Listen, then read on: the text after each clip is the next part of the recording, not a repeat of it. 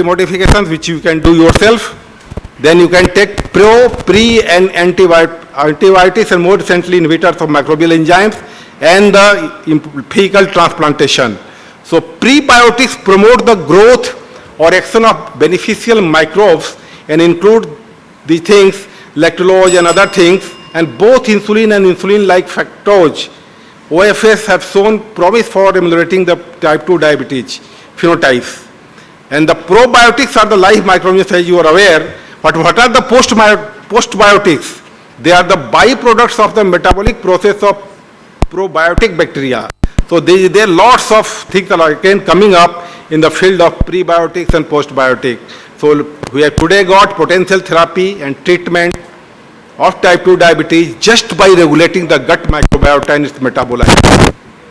So even the way you cook your food, so even the Indian style of food, switching to almond milk for made-ified desserts, switching to whole grain like millets and brown rice, use of extra virgin olive oil, everything is related again with the gut microbiota.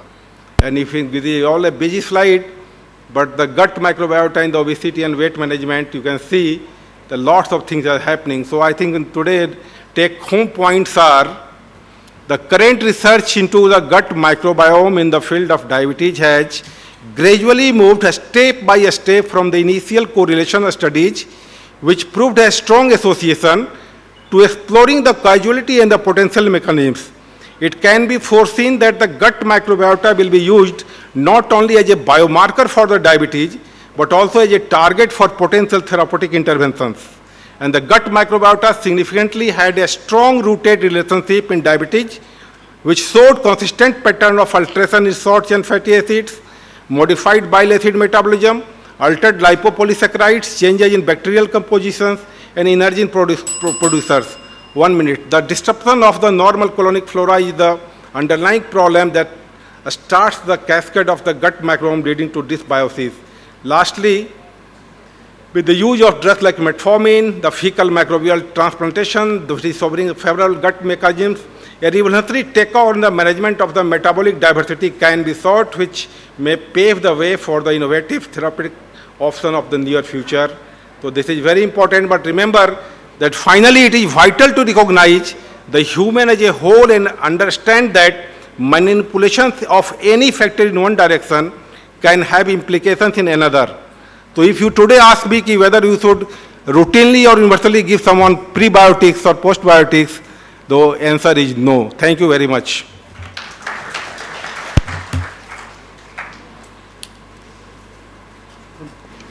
So questions will be taken in the lead.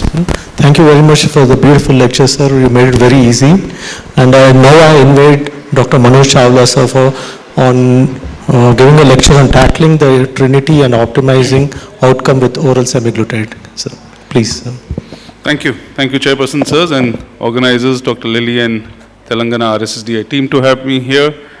The classification, the biomarkers, and of course the gut microbiota. I'm getting into something which is more known and clinically something that we use and want to know a little more about. So I'm talking about tackling the trinity, optimizing outcomes with oral sema. My financial disclosure for this is I am contracted by Novo Nordisk for this conversation. So the agenda over the next 15 odd minutes is going to be decoding this trinity of problem that we are surrounded with, the exact opposite of Tridev that we know. This is not Tridev, but the trinity of devils around us.